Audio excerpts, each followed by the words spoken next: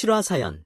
결혼식장 예약하러 갔는데 직원이 몰래 불러서 남편분, 그날 다른 결혼식이 잡혀 있어요. 라고 말했습니다. 그날 결혼식장에 갔더니 충격적인 장면에 경악하며 식장을 뒤엎었습니다. 여러분은 남편 결혼식에 참석해 본 적이 있나요? 오해하실까봐 한 번 더 강조하는데 이혼한 전 남편이 아니고 남편이요. 다들 말도 안 되는 소리라고 생각하시겠죠? 하지만 제가 실제로 겪은 일이랍니다. 나름 평탄했던 제 인생의 영화보다 더 영화 같았던 사건인데요. 비록 솜없는 40대 주부지만 지금부터 그때 일을 밤 구독자님들께 풀어보겠습니다. 잘 부탁드려요. 제가 남편을 처음 만난 건 대학 시절이었습니다. 저는 그때 신입생이었고 남편은 군대를 갓 제대한 학생이었죠. 남편은 친절하고 키도 큰 데다 기타도 잘 쳐서 여학생들에게 인기가 많았는데요. 어딜 가든 모임의 중심이 되는 분위기였어요. 반면 저는 옆에 있는지 없는지도 모르는 그런 흐릿한 존재였죠. 당연히 남편과 저는 노는 무리가 아예 달랐고요. 저는 남편을 좋아하는 다른 세계에 사는 사람이라고 여겼기 때문에 이성적인 마음을 품지도 않았어요. 우리 과에서 제일 잘 나가는 선배. 인기 많아서 좋겠네 뭐. 딱 그 정도의 감정이죠. 그런데 제가 대학교 2학년이 됐던 여름, 과에서 간 단체 MT에서 모든 게 달라졌습니다. MT 장소가 하필이면 산에 있었는데요. 평소 운동 부족이었던 저는 힘들어졌습니다. 게다가 옆에서 다른 친구들이 보조를 맞춰주는 것도 계속 신경이 쓰였고 결국 친구들에게 먼저 올라가라고 한 다음 혼자서 천천히 걷고 있었는데요. 정신을 차려보니 어느덧 무리에서 이탈에 홀로 남겨졌더라고요. 근데 제가 또 길치거든요. 산길이라 해봐야 뭐 얼마나 복잡하겠나 싶었는데 의외로 갈림길이 많아 내가 제대로 맞게 가고 있는지 확신이 안 들더라고요. 그땐 스마트폰이나 지도 앱 같은 것도 없었으니까요. 설상가상 비까지 쏟아지고 하늘은 서서히 어두워지고 이대로 미아가 되어 조난당하면 어떡하나 덜컥 공포심이 들었더랬죠. 결국 저는 조급한 마음에 어디로 가야 하는지도 모르면서 발길을 재촉했고 그러다 빗길에 미끄러져 넘어지고 말았어요. 서럽고 무서운 마음에 저도 모르게 왈칵 눈물이 쏟아졌네요. 그런데 바로 그때 제 앞에 구세주가 나타났어요. 미정아, 너 괜찮아. 넘어진 거야. 제 이름을 부르며 달려오는 사람은 놀랍게도 남편. 그러니까 당시 저희 과에서 제일 인기가 많았던 그 복학생 선배였습니다. 놀란 표정으로 바라만 보자 그 사람이 저를 부축해 일으켰죠. 선배가 여긴 어떻게? 저 여기 있는 거 어떻게 알았어요? 뭘 어떻게 알아? 내가 안 보이길래 다시 돌아 내려와서 여기저기 찾아본 거지. 어때? 걸을 수 있겠어? 걸음을 떼자마자 발목에서 아리한 통증이 느껴졌어요. 제가 아무 말 못하고 미간을 찌푸리자 그 사람이 제 쪽으로 등을 보이고 쭈그리더군요. 안 되겠다. 얼른 엎혀. 선배한테 엎이라고요? 아이, 그래. 너 지금 못 걷잖아. 얼른 엎혀. 비 더 쏟아지기 전에 올라가야 해. 우물쭈물하던 제가 그 사람이 한 번 더 엎이라고 재촉했고 저는 그 사람의 너른 등에 제 몸을 맡길 수밖에 없었죠. 차가운 비 때문이었을까요? 맞다. 서로의 몸이 어찌나 뜨겁던지. 왠지 묘한 분위기가 형성되어 그 사람도 저도 쉽게 입을 열지 못했네요. 아주 나중에 알게 된 사실이지만 남편 말로는 그 순간 제가 여자로 느껴졌다고 하더군요. 그날 이후 저희는 요즘 젊은 애들 말로 썸이라고 해야 할까요? 만나서 같이 영화도 보고 밥도 먹고 하면서 점점 더 감정을 키워나갔어요. 그러다 남편의 고백으로 연애를 시작했고요. 졸업 후에도 계속해서 만남을 이어갔죠? 당시 제가 고향에서 올라와 혼자 자취를 하고 있었거든요. 근데 공교롭게도 남편이 취업한 회사가 저희 집 가까웠죠. 자연스럽게 남편은 저희 집에서 출퇴근을 하게 됐고요. 정신을 차려보니 동거를 하고 있더군요. 상황상 당장 결혼식을 올리진 못했어요. 저희 둘 다 사회 초년생이라 모아둔 돈이 없기도 했고요. 무엇보다 그때 저희 엄마가 암투병으로 병원에 있는 상태였거든요. 엄마 건강이 회복될 때까지만 식을 올리는 걸 미뤄둔 거였죠. 물론 어디 가서 남편과 둘이 식도 안 올리고 살고 있다는 걸 굳이 알리진 않았어요. 어린 나이였지만 동거라는 게 세상 사람들 눈에 어떻게 비칠지 잘 알고 있었으니까요. 물론 저 스스로는 거리낄 게 없었습니다. 떳떳했다. 부모님들도 저희 사이를 다 알고 계셨고 혼인 신고만 안 했을 뿐이지 저희들은 이미 부부나 다름없는 관계였으나 돌이켜보면 그때가 나름 행복한 시절이었던 것 같아요. 살을 맞대고 함께 잠들 사람이 있다는 게 어찌나 행복하던지 남편과 둘이서 소꿉장난하듯 좁은 집안에 이런저런 세간살이를 들여놓고요. 신혼 분위기에 젖어 둘이서 꽁냥꽁냥 거렸죠. 그러다 저희 부부 앞에 처음으로 위기가 찾아왔어요. 남편이 잘 다니던 회사를 권고사직으로 그만두게 된 거였죠. 저는 남편이 경력을 살려 다른 비슷한 계열의 회사로 이직하기를 바랐는데 남편은 좀 의견이 달랐어요. 한석 달을 내리 빈둥빈둥 놀기만 하더니 갑자기 제게 생각지도 못한 말을 하더군요. 미정아, 너도 회사 다니는 거 힘들지 않아?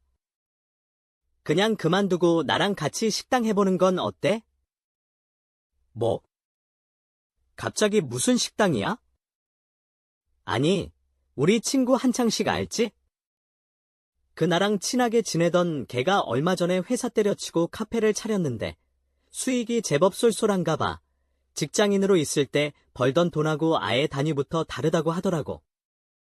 사실 너도 그렇고 나도 그렇고 뭐 대단한 대기업 다니는 것도 아니고 쥐꼬리만 한 월급 모아서 어느 세월에 집 사고 애나 키우겠어?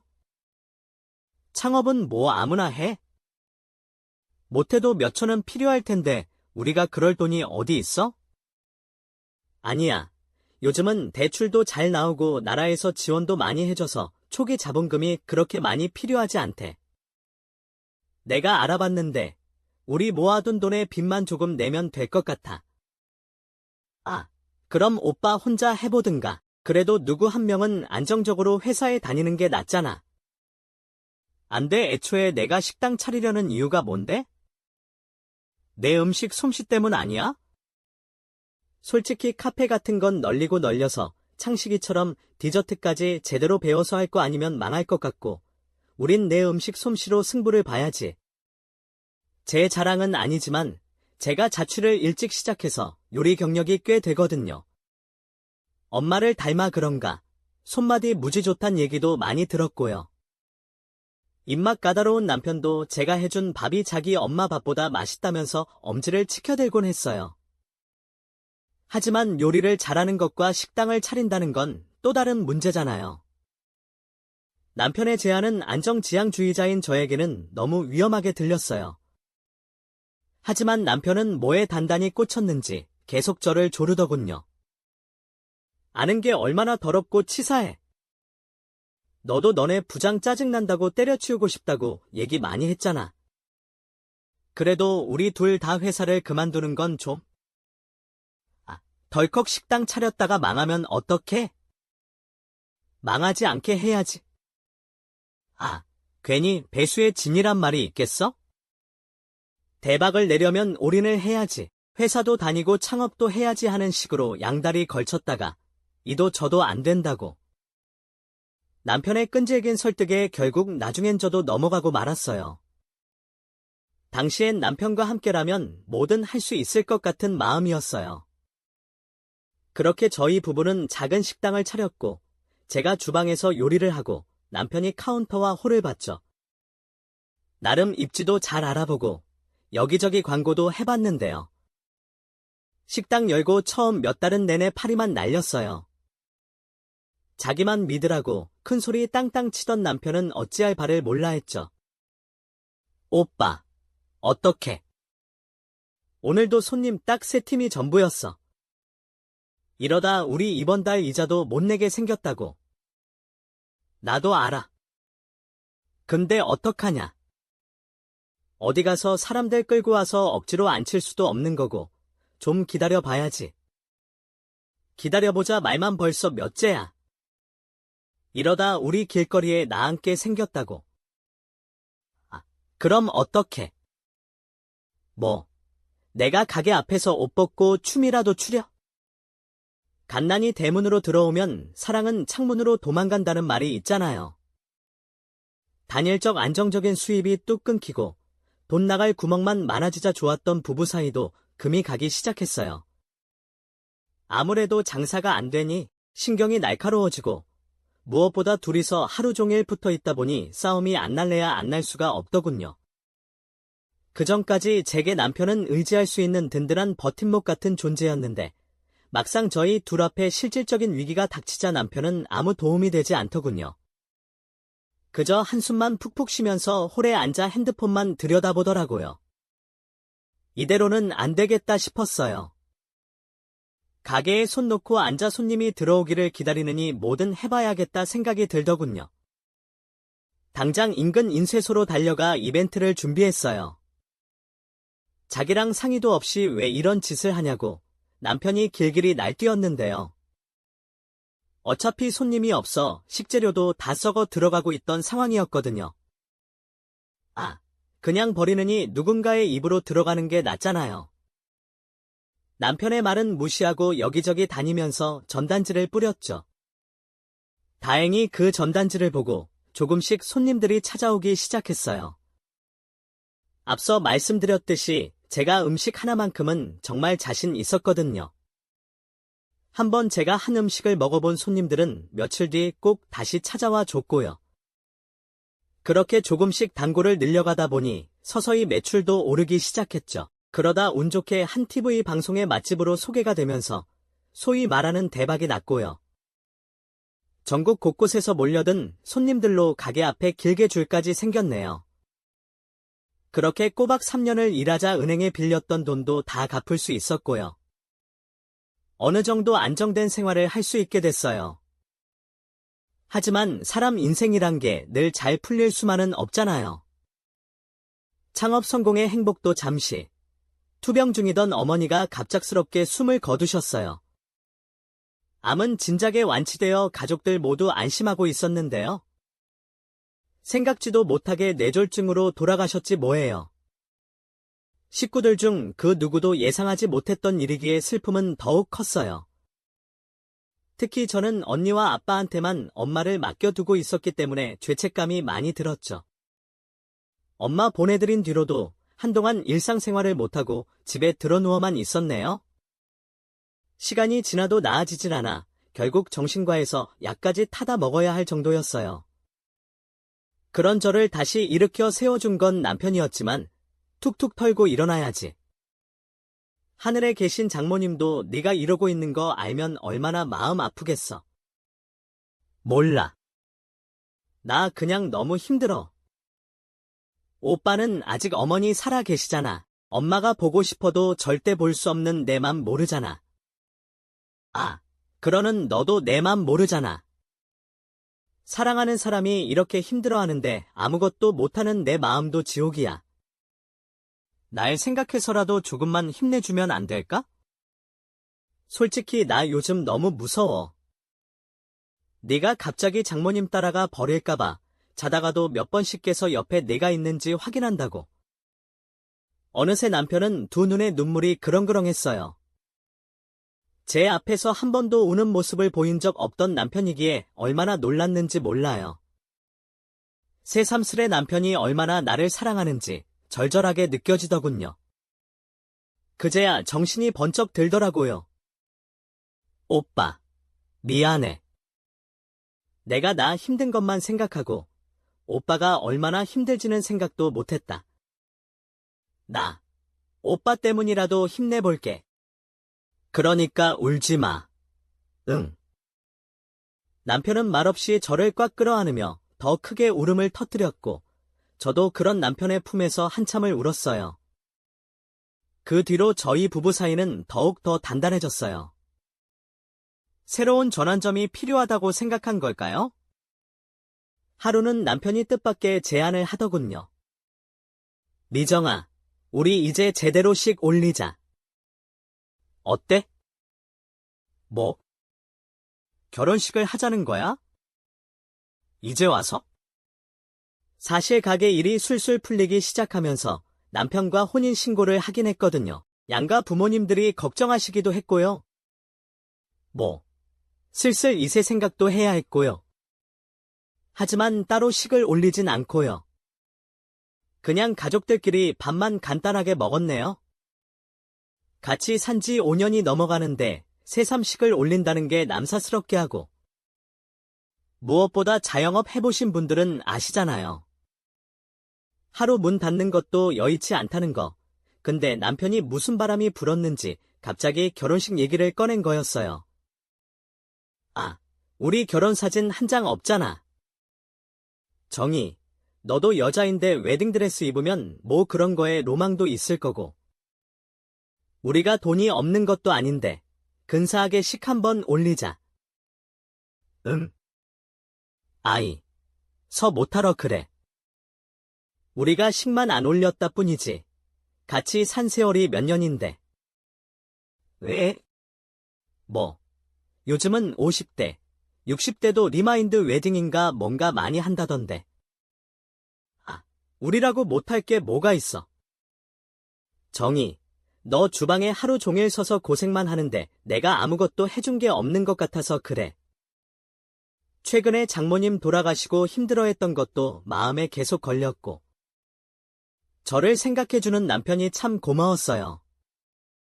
사실 여자로서 남들 다 입는 웨딩드레스 한번 못 입어봤다는 게 한이 남기도 했었고요. 그렇게 저는 또다시 남편의 설득에 넘어갔고, 그렇게 갑작스럽게 결혼식을 준비하게 됐습니다. 기왕 하는 거 제대로 하고 싶은 마음에 플래너도 알아보고요. 소위 스드메라고 하죠? 스튜디오 사진, 드레스, 메이크업 같은 것도 열심히 알아봤어요. 식장은 남편이 잘 아는 곳이 있다고 해서 바로 결정했어요. 남편 중학교 때 동창이 거기서 했는데 주차도 편하고 음식도 맛있어서 좋았다고 하더군요. 실제로 가보니 홀도 예쁘고 사진도 잘 나올 것 같아 마음에 들더라고요. 때마침 저희가 생각하던 날짜가 비어있기도 했고요. 그래서 바로 계약하기로 하고 이런저런 추가 선택사항들을 식장 직원과 상담했는데 음식은 어디까지 어떻게 내놓을 건지, 생화장식은 할 건지 말 건지, 신부 대기실은 어떻게 꾸밀 건지 등등 결정해야 하는 게 정말 많더라고요. 생각보다 시간이 꽤 걸리더군요. 남편은 중간에 잠깐 담배 좀 피우고 오겠다며 자리를 비웠죠. 그런데 남편이 나가자마자 갑자기 직원이 눈치를 보더니만 제게 뜬금없는 말을 하더군요. 저기, 신부님. 내어드린 커피가 다 식은 것 같은데 새로 갖다 드릴까요? 아니요. 괜찮아요. 그러지 말고 한 잔 새로 드세요. 커피가 별로면 다른 차도 있고, 곁들일 과자도 좀 있는데 아예 탕비실 같이 가서 한번 골라보실래요? 너무 끈질기게 권하길래 결국엔 그 직원을 따라 탕비실로 향했는데요. 솔직히 가면서도 뭔가 좀 이상하다 싶었어요. 하지만 저를 데려간 사람이 여자 직원인데 추근덕거리는 것도 아닌 것 같고 그냥 과하게 친절한 사람인가 보다 했죠. 근데 웬걸, 탕비실에 도착하자마자 직원이 문을 걸어 잠그는 게 아니겠어요. 저는 깜짝 놀라 목소리를 높였죠. 저기요, 지금 뭐 하시는 거예요? 문을 왜 잠가요? 놀라지 마세요. 저 이상한 사람 아니고요. 실은 제가 드릴 말씀이 있어서 그래요. 전 오지랖 같아서 그냥 넘어가려고 했는데 같은 여자로서 그냥 두고 볼 수가 없어서요. 네? 그게 대체 무슨 말이에요? 저는 어안이 벙벙해 직원을 쳐다봤어요. 하지만 그는 좀처럼 입을 떼지 못하고 망설이기만 하더군요. 저기, 무슨 일이 있는 거냐고요? 여기까지 사람 데려와 놓고 지금 뭐 하는 거예요? 그러니까 오늘 오신 분, 남편분이라고 하셨죠? 그 사정이 있어서 식만 미뤘던 거고, 이미 혼인신고는 하셨다고요. 네. 그런데요, 이걸 어떻게 말씀드려야 할지 모르겠는데. 그 남편분, 결혼식이 한 개 더 잡혀 있어요. 직원의 말에 뒤통수를 한 대 얻어맞은 듯 정신이 아득해졌어요. 그리고 이내 찾아온 감정은 분노였는지도 몰라요. 잡혀 있다는 둥, 말도 안 되는 소리라는 거냐고. 진정하세요. 제가 무슨 이득이 있다고 이런 거짓말을 하겠어요? 실은 제가 여기로 직장 옮긴 지 얼마 안 됐거든요. 그전엔 땡땡 지역에 있는 웨딩홀에서 일했어요. 남편분은 저를 기억 못 하시는 것 같던데, 제가 남편분 직접 상담했고, 그때 다른 여자분이랑 식장 예약까지 다 하셨어요. 저도 계속 긴가민가 했어요. 근데 그때 그분이랑 너무 똑같이 생겨서 쌍둥이인가 의심도 했는데, 전 직장에서 일하던 동료 통해 확인해보니 신랑분 이름도, 나이도 똑같아요. 동일 인물이 맞다고요. 직원은 핸드폰을 꺼내 전 직장 동료에게 받은 사진을 보여줬어요. 원래 일하던 웨딩홀 계약서인데 남편의 이름과 서명이 선명하게 들어가 있더군요. 그리고 그 옆에 나란히 적혀있는 신부의 이름을 본 순간 저는 입을 틀어막을 수밖에 없었어요. 제가 익히 알고 있는 이름이었으나 말도 안 돼. 어떻게 이런. 저는 더는 말을 잇지 못했어요. 아무 말도 할 수가 없었어요. 충격에 빠져 덜덜 떨고 있는 제게 직원이 그러더군요. 이럴 때일수록 정신 똑바로 차리세요. 사실 웨딩홀 일하면서 별의별 경우를 다 봤거든요. 신랑분이 저희 웨딩홀 직원이나 플래너한테 찝쩍거리는 경우는 기본이고요. 여자만 계속 바꿔가면서 똑같은 식장에서 그대로 결혼하는 미친 남자들도 있어요. 그런데 이렇게 대놓고 결혼식을 여자 둘이랑 연달아 잡으려는 사람은 처음이라 이건 정말 아니다 싶어서 용기를 내서 말씀드린 거예요. 감사합니다. 저한테 말씀해 주신 건 비밀로 할게요. 피해가 가면 안 되니까. 그리고 식장 계약은 좀 미룰 수 있을까요? 일단 그 사람하고 얘기를. 아니다. 얘기하고 말고 할 것도 없겠네요. 저한테 보여주신 계약서 보니까 날짜가 당장 다음 주 주말이던데 제 두 눈으로 확인을 좀 해봐야 할 것 같아요. 그럼요. 편한 대로 하세요. 제가 얘기했다는 비밀만 지켜주시면 감사할 것 같아요. 저는 감정을 추스르며 다시 상담실로 돌아왔어요. 아무것도 모르는 남편이 어딜 다녀왔냐 타박하자 저는 애써 입술 끝을 끌어올려 웃었죠. 미안. 직원분이랑 홀 한 번 더 보고 왔어. 근데 내가 생각한 것보다 조명이 너무 어두운 것 같아서 일단 다른 곳도 한번 보고 결정하면 안 될까? 기껏 상담까지 다 했는데. 그냥 여기로 하면 안 돼? 완벽하게 마음에 드는 곳에서 하고 싶어. 직원분이 일단 우리가 받았던 날짜는 계약금 없이 예약 걸어놔 주겠대. 제 말에 남편도 마지못해 고개를 끄덕였어요. 그렇게 직원분과 은밀하게 눈짓을 교환하고 결혼식장을 나왔는데요. 무슨 정신으로 집에 돌아왔는지 기억이 안 나네요. 그날 남편이 잠든 틈을 타 바로 핸드폰부터 뒤졌어요. 묻는다고 솔직하게 말해줄 것 같지도 않고 일단 증거부터 수집하자는 마음이었죠. 식당이 장사가 안 될 때도 그렇고 제가 일단 궁지에 몰리면 피가 식으면서 좀 냉철해지는 경향이 있더라고요. 힘듦에 빠져 허우적거리기보단 뭐라도 해야 한다는 생각이 몸을 지배했고 이번에도 그랬어요. 남편에 대한 배신감과 분노는 미뤄두고 외도의 흔적부터 찾기 시작했죠. 하지만 핸드폰을 샅샅이 뒤져봐도 별건 없었어요. 그 웨딩홀 계약서에 적혀있던 내연녀의 이름이 핸드폰에 저장돼 있긴 했는데요. 최근에 통화를 한 적도 문자를 주고받은 적도 없더군요. 바람피는 남자들은 핸드폰도 여러 개를 쓴다는 말을 들은 적이 있어서요. 혹시 다른 핸드폰이 있나 남편 가방과 옷을 샅샅이 뒤져봤지만 뭔가를 발견하진 못했죠. 나의 식장 가서 내 두 눈으로 직접 확인하는 수밖에 없겠네 하는 결심이 서더군요. 기가 막히게도 그날은 남편이 친구들과 2박 3일로 여행을 다녀오기로 한 날이었어요. 당시 결혼 준비 때문에 큰맘 먹고 가게를 보름 정도 쉬고 있었는데요. 남편이 결혼 전에 친구들과 마지막으로 추억을 만들고 싶다고 하더군요. 당시엔 저도 별 생각 없이 허락했는데 그게 설마 다른 일을 위해 만들어낸 알리바이일 줄은 꿈에도 몰랐네요. 한편으론 그런 생각도 들었어요. 결혼식장 직원이 뭔가 착각한 건 아닐까, 아니면 어떤 모종의 이유가 있어서 거짓말한 건 아닐까 하고 말이죠. 어쨌든 결혼식장에 가서 두 눈으로 확인해보면 될 일이었어요. 저는 디데이를 기다리는 심정으로 하루하루를 보냈고요. 마침내 그날이 되자 아침부터 심장이 미친 듯이 뛰기 시작했어요. 막혀 아무 말도 나오지 않았어요. 그 순간 후배가 오히려 나를 비웃는 듯한 표정을 짓더군요. 언니, 아까부터 남편 거리는데 솔직히 오래 사귀다 뿐이지 정식으로 식을 올린 것도 아니잖아요? 오빠 말로는 혼인신고도 안 했다면서요? 근데 무슨 남편이에요?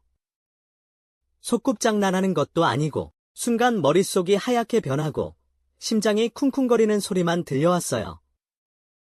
이게 정말 현실인가? 아니면 악몽 속에서 깨어나지 못하고 있는 건가 싶었죠. 후배의 태도가 그렇게 바뀔 줄은 꿈에도 상상하지 못했어요. 억울함과 분노가 치밀어 올라 손이 떨렸지만 반대로 너무 어이가 없어서 차분함을 유지할 수밖에 없었어요. 네가 지금 무슨 말을 하고 있는지나 알고 하는 거야? 내가 이 사람과 함께 살아온 세월을 너도 알잖아. 그런데 내가 어떻게 이런 짓을 할 수 있지? 후배는 여전히 비웃는 표정을 지으며 대꾸했어요. 그건 언니 생각이고요. 오빠가 그렇게 원하면 나도 별말 없어요. 오빠가 나랑 더 행복할 수 있다면 그걸로 된 거 아닌가요? 어차피 언니랑 결혼도 안 했으면서 뭐 그렇게 집착해요? 그녀의 뻔뻔함에 정말 더는 참을 수가 없었어요. 주먹이 치켜 올라가려는 순간 저는 정신을 차렸어요. 이 자리에서 뭘 해도 나만 더 손해라는 생각이 들었죠. 이미 모든 사실이 드러났고 내가 할 일은 이제 이 상황에서 벗어나 최대한의 대처를 하는 것뿐이라는 생각이 들었어요. 알겠어. 내가 뭘 어떻게 생각하든 내가 신경 쓸 필요는 없겠네. 하지만 그 대가가 뭔지 곧 알게 될 거야. 그 말을 남기고 저는 뒤돌아 나왔어요. 온몸이 떨렸고 마음속에 깊은 상처가 남았지만 지금은 후배와 말다툼할 때가 아니었어요. 이 상황을 최대한 차분히 냉정하게 처리해야만 했죠. 결혼식장을 떠나면서 마음속으로 앞으로의 계획을 세우기 시작했어요. 더 이상 그 남편과 후배에게 기대할 건 없었고 이제 내가 해야 할 건 내가 쌓아온 모든 것을 지키는 거였어요. 저는 그날 집으로 돌아가자마자 변호사에게 연락을 취했어요. 이 일이 어떻게 끝날지는 모르겠지만 나는 내 길을 찾겠다고 결심했죠. 길이 뚫리며 남편의 말이 제 귀에 꽂혔어요. 지혜가 애를 가졌어. 그 말이 떨어지자마자 모든 것이 뒤집어지는 것 같았어요. 걔 뱃속에 내 애가 있다고. 미정아, 정말 미안해. 널 덜 사랑하고 지혜를 더 사랑하고 이런 문제가 아니라 어쨌든 애가 생겼고 내 아이라는데. 남자로서 책임을 져야 하는 거잖아.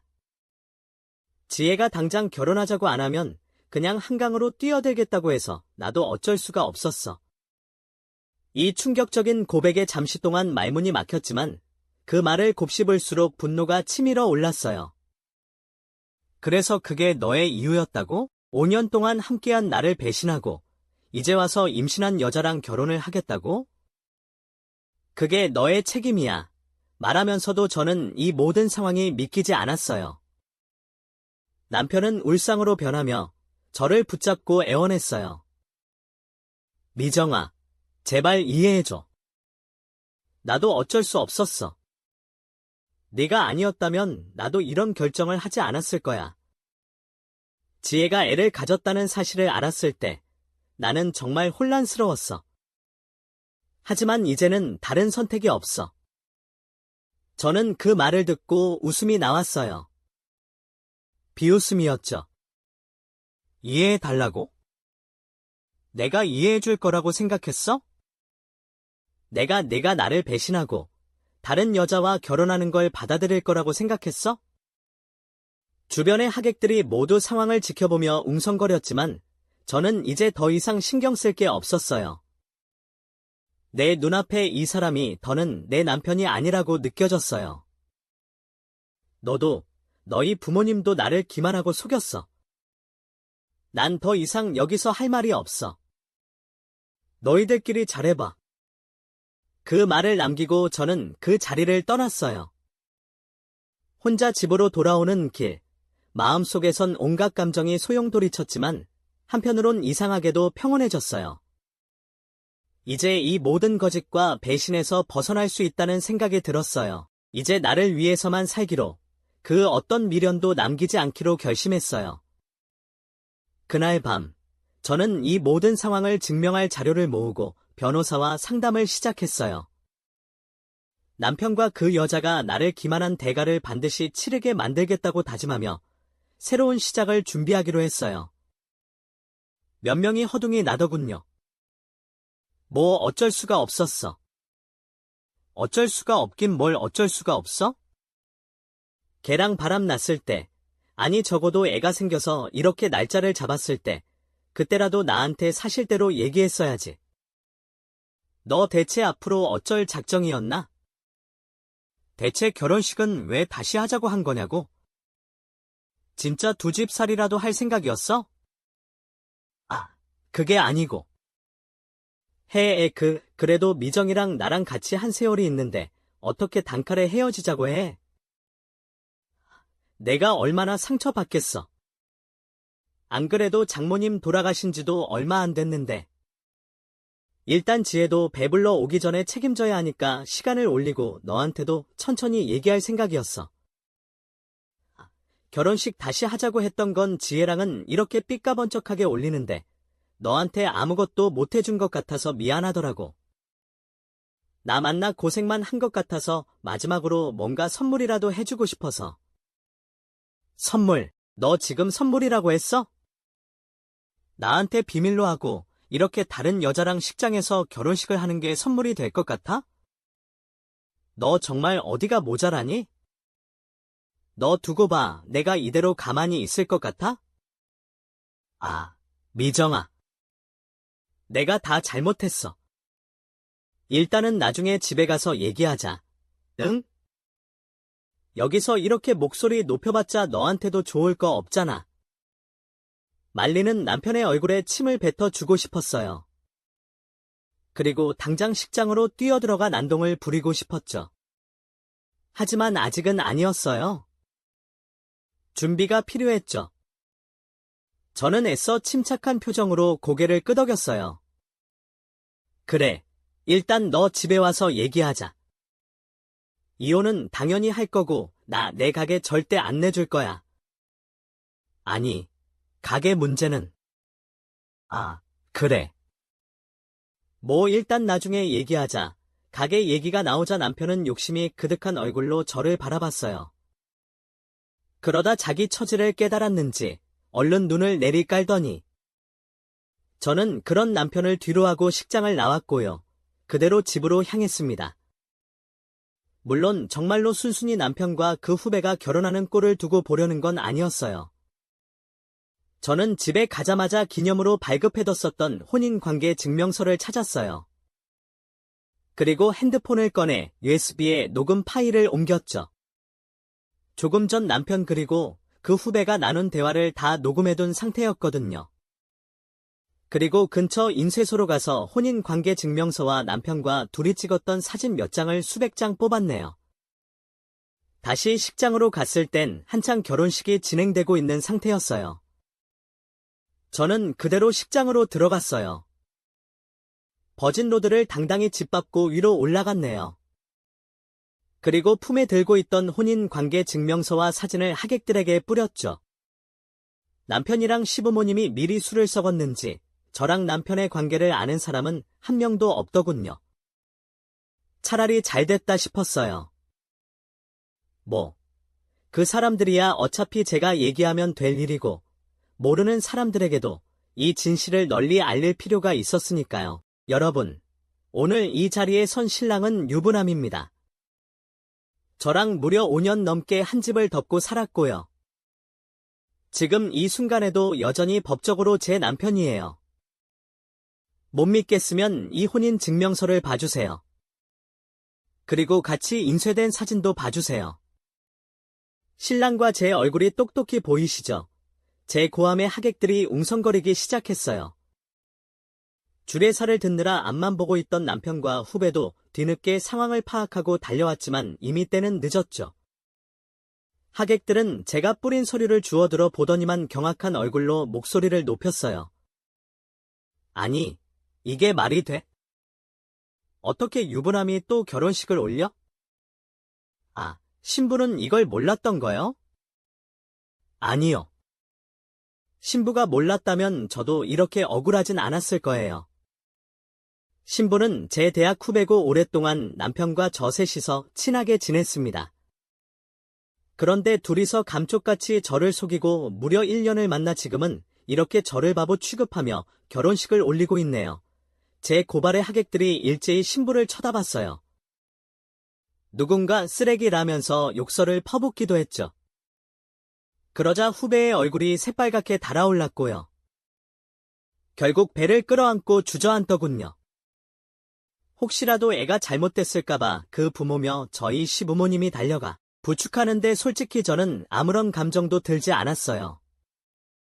아무리 애는 아무 잘못이 없다지만 사람 마음이 어디 그렇게 부처님 가운데 토막 같을 수가 있나요? 어쨌든 그 사이에 제게 달려온 남편이 우악스럽게 저를 잡아 끌었어요. 그리고는 그대로 식장 밖으로 내쫓으려고 하더군요. 너 정말 미쳤어? 집에 가서 얘기하자고 했잖아. 대체 이게 뭐하는 짓이야? 짐승만도 못한 인간인 줄 알았나 보네. 야, 내가 누구 좋으라고 순순히 집으로 돌아가냐? 이게 끝인 줄 알아? 아직 폭로할 얘기가 더 있거든.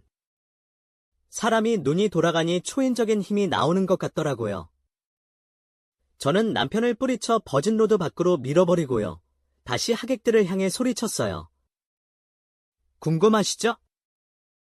저희 남편이 왜 저한테 이혼하지 않고 이렇게 몰래 다른 여자랑 또 결혼식을 올렸는지?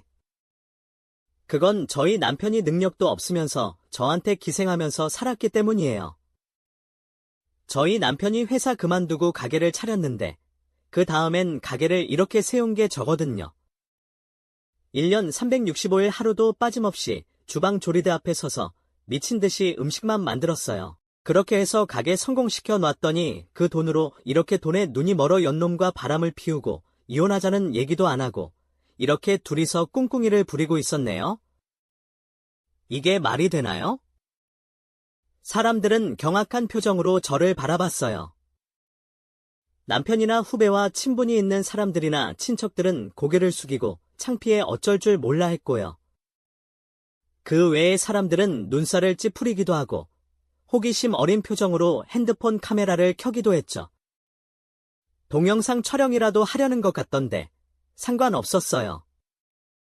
저는 떳떳했으니까요. 찍으세요. 그리고 널리 이 두 연놈의 만행을 퍼뜨려 주세요. 제 복수는 이제 시작이니까요. 저는 그대로 버진로드 아래로 뛰어내려갔어요. 그리고 그대로 남편의 뺨을 올려붙이고 머리채를 잡고 탈탈 흔들었죠. 그렇게 결혼식장은 아수라장이 되었고 결국 결혼식은 중단됐습니다. 후배가 울고불고 하면서 앞으로 얼굴을 어떻게 들고 다니냐고 난리를 치는데 어찌나 속이 시원하던지. 그 뒤로 저는 바로 변호사를 선임했고 재산분할에 대한 상담부터 했는데요. 아무리 남편에게 이혼에 대한 귀책 사유가 있다 해도 재산 분할은 별 영향을 미치지 않는다고 하더군요. 어쨌든 남편도 함께 식당 일을 한 건 사실이기에 그에 대한 재산을 나눌 수밖에 없고요. 정말 너무 화가 나고 억울했어요. 근데 제가 좀 비싸도 일부러 이혼 쪽으로는 일가견이 있다는 실력 좋은 변호사를 찾아간 거거든요. 그 보람이 있더라고요. 어쩔 수 없이 3분의 1을 나누어 주어야 했지만 대신 민사를 걸어서 제대로 위자료를 뜯어내야죠. 위자료를 받을 수가 있나요? 당연하죠. 어쨌든 남편분이 외도를 했고 그에 대한 증거도 다 남아 있으니까요. 남편분 때문에 얼마나 힘들었는지, 얼마나 극심한 정신적 고통을 겪었는지 일단 당장 병원 가서 진단부터 받으세요. 그 후배분 두 사람이 부부관계라는 걸 알면서도 그런 짓을 했잖아요. 충분히 소송 가능합니다. 그렇게 변호사의 도움을 받아 저는 남편과 후배를 고소했어요. 둘 다 저한테 끝까지 사과 한마디 하지 않았고요. 오히려 제가 결혼식을 망치고 주변 지인들에게 망신을 줬다면서 명예훼손죄로 고발을 하겠다고 하더군요. 하지만 저는 조금도 두렵지 않았어요. 내 억울함을 풀려고 벌인 짓이 죄가 된다면 까짓것 처벌받고 말겠다는 심정이었고, 변호사 말로는 그래도 허위. 사실이 아닌 사실적시에 그쪽에서 벌인 짓이야도 죄질이 나빠서요. 실형이 나오진 않고 벌금형에 그칠 거라고 하더군요. 실제로 벌금이 300만 원인가 그렇게 나왔는데요. 다시 돌아가도 전 그냥 그 돈 내고 복수할 거예요. 오히려 제가 상간녀 전 남편한테 뜯어낸 위자료가 훨씬 더 많기도 했고요. 어쨌든 그렇게 저는 전 남편과 깨끗하게 갈라섰고 가게도 팔고 돈을 서로 나눠 가졌네요. 사실 다른 건 몰라도 가게를 정리한 건 마음이 아팠어요. 제가 제 자식처럼 매일같이 쓸고 닦고 제 음식을 좋아해줬던 단골 손님들에게도 너무 미안했고요.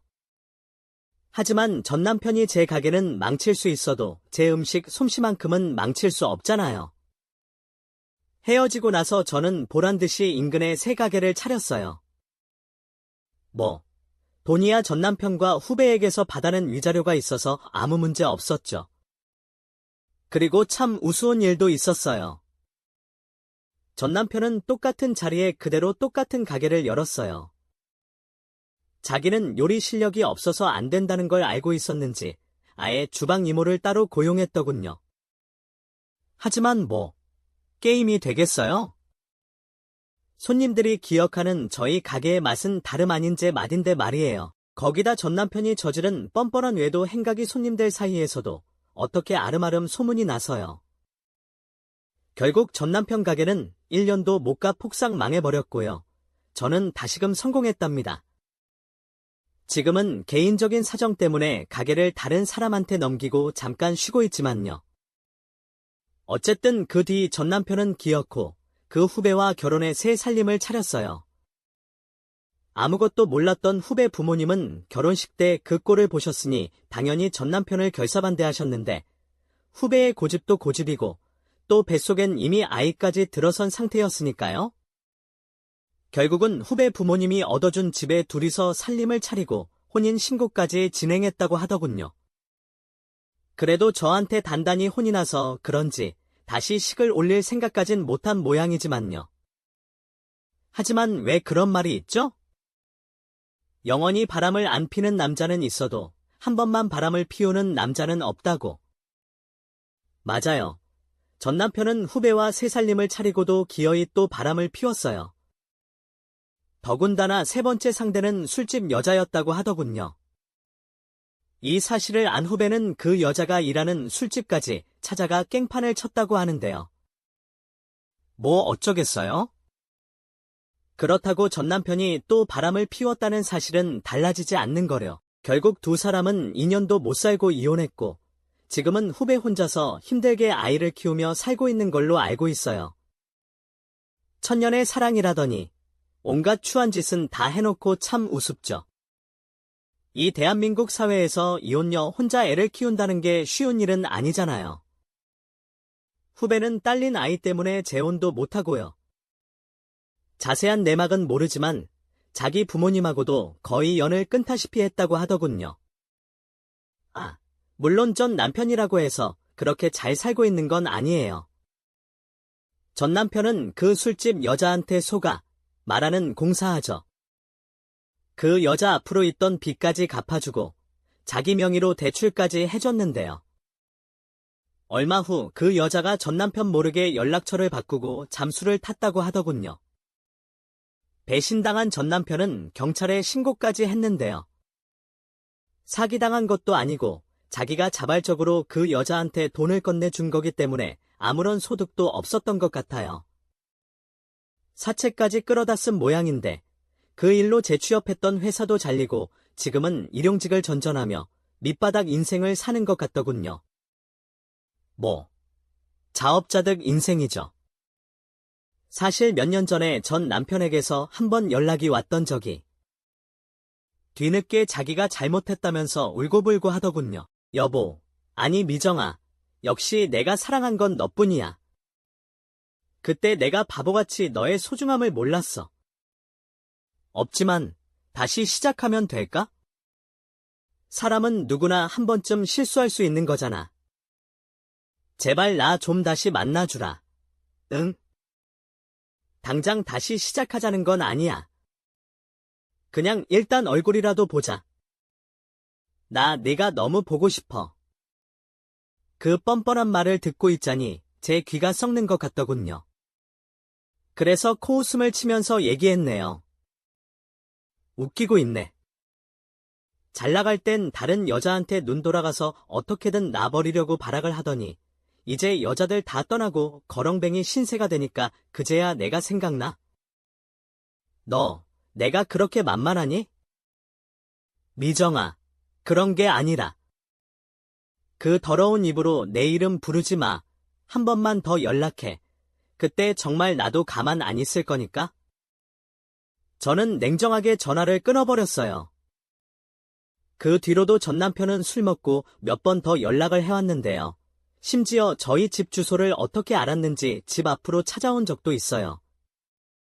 다행히 스토킹으로 경찰에 신고한 뒤로는 겁을 먹었는지 다신 나타나지 않았지만요. 그 일로 한때는 정말 스트레스 많이 받았는데요.